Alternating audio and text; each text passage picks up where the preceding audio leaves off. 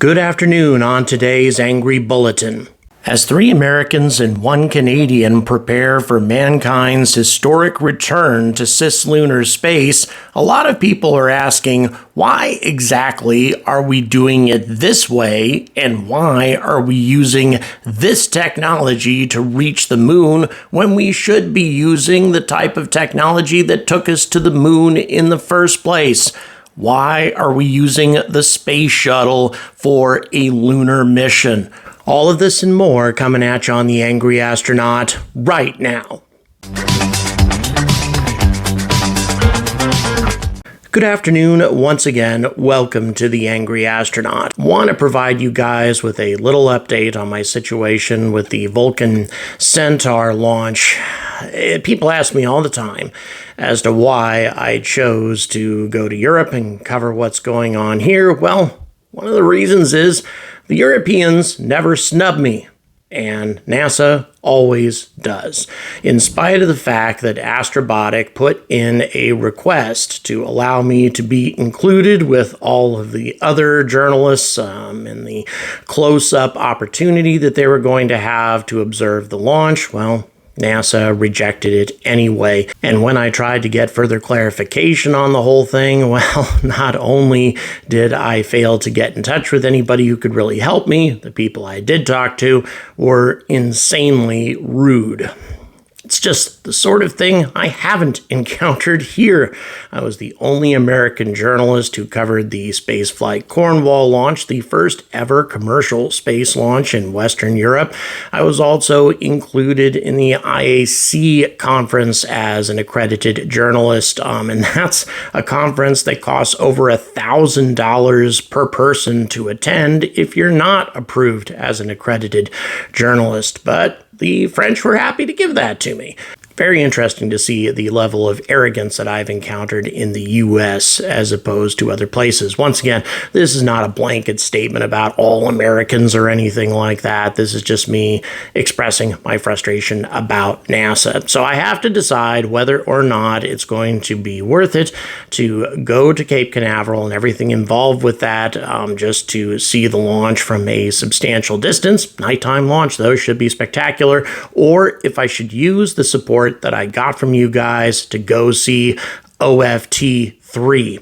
I'd like to see your opinions on this. Just go ahead and put them in the comments. Okay, that's enough of me bitching. Let's go ahead and talk about the topic at hand. So a lot of people have asked me over the years, and here and there I've answered their questions, but I've never really done a video about this topic. Why are we going with SLS? I mean, why are we using shuttle technology to try to get us to the moon as opposed to the technology that got us to the moon in the first place? After all, the shuttle was not designed to go to the moon. The shuttle and its propulsion capabilities were designed to send extremely large amounts of payload in a reusable craft to low Earth orbit, and then bring it back and do it all over again. So why are we trying to pound a square peg into a round hole, or whatever you want to call it? Well, that's something we're going to check out today because there are a wide variety of reasons. Some of them make sense and others get me really pissed off.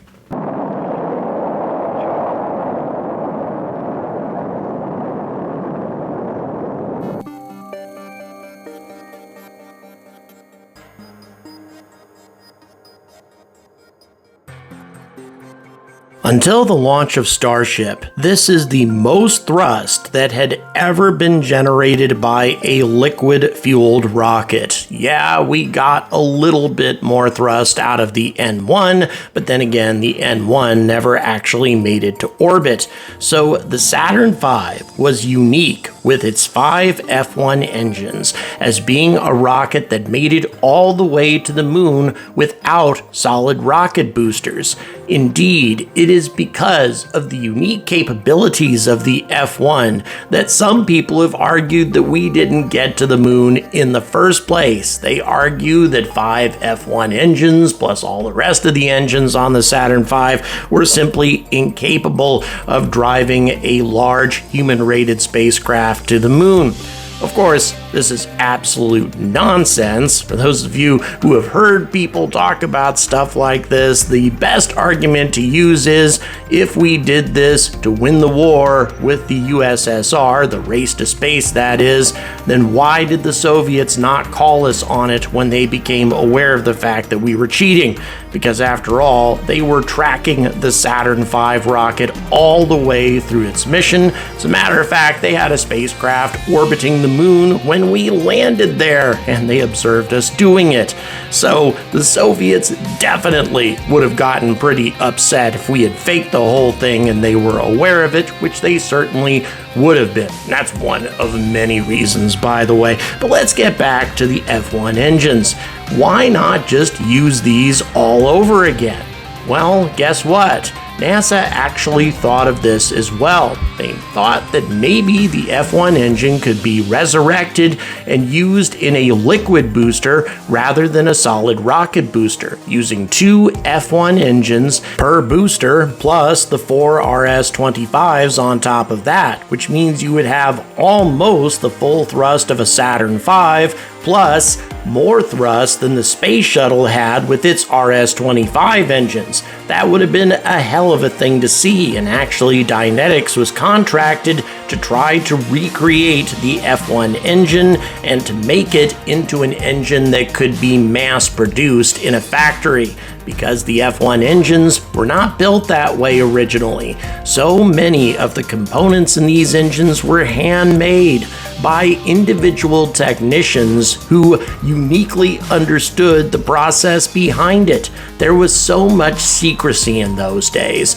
and so much effort made to ensure that nobody could learn how to make these engines, that oftentimes the secrets of how to make them died with the people who built them. However, that being the case, Dynetics did make a great deal of progress on the assignment that they had from NASA, and were very confident that they could eventually unlock the secrets of the F1 and then reproduce them en masse to make a new advanced liquid booster for the SLS rocket. However, NASA canceled the program along with the entire competition to create a better liquid booster, or just a better booster for SLS in general, and went with Orbital ATK and the original contract that they had for the Space Shuttle. The reasons for that will become clear later on. 3, 2, 1, fire.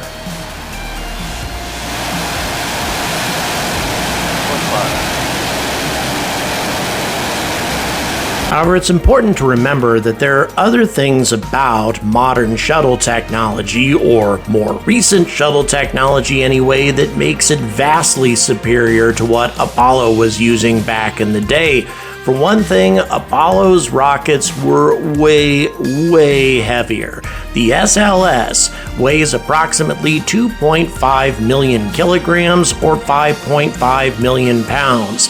The Saturn V weighed 6.2 million pounds, so 700,000 pounds more, which makes a huge difference when you're trying to get to orbit. On top of that, the new SLS solid rocket boosters are capable of delivering a huge amount of thrust, and combined with the 4 RS-25 engines, you're talking about 8.8 million pounds worth of thrust, or 39.1 meganewtons, as opposed to 7.6 million pounds for the Saturn V and 34.5 meganewtons. On top of that, the RS-25 engines were capable of burning substantially longer than the kerosene F1s. You're talking 366 seconds for the RS-25 as opposed to 263 seconds for the F1 engines.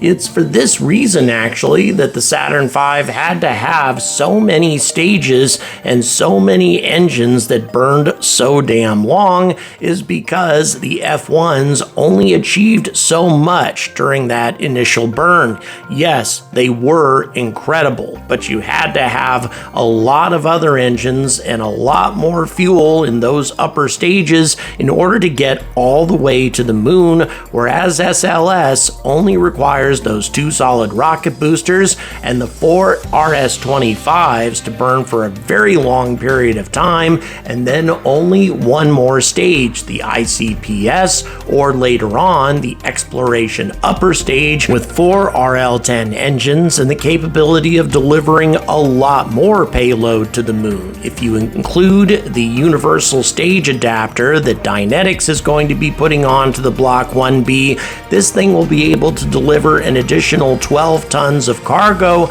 on top of the 26 tons that the Orion weighs, plus the European Service Module. And then when you start upgrading to the SLS Block 2, that's going to be another 5 tons worth of cargo on top of the Orion, the crew, and everything else, all in a single launch, all without refueling. It all starts to sound pretty damn good until you look at the price and the fact that there's no reusability built into this damn thing.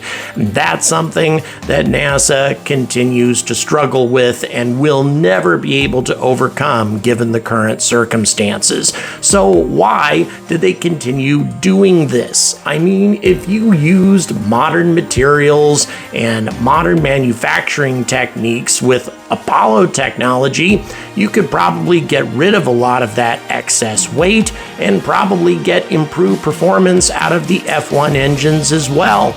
Well, let me tell you, the main reason, it's not really about capabilities. It's about using the manufacturing facilities that are already in place for the Space Shuttle and have been in place since the early 1980s, so you don't really have to change anything about how you're manufacturing these components. And most importantly, you continue to employ the same people in the same states with the same politicians who continue to support you in Congress. Because if they don't do any of that, you're not getting any funding for your moon rocket whatsoever. And that's why Starship will never completely replace SLS, in my opinion.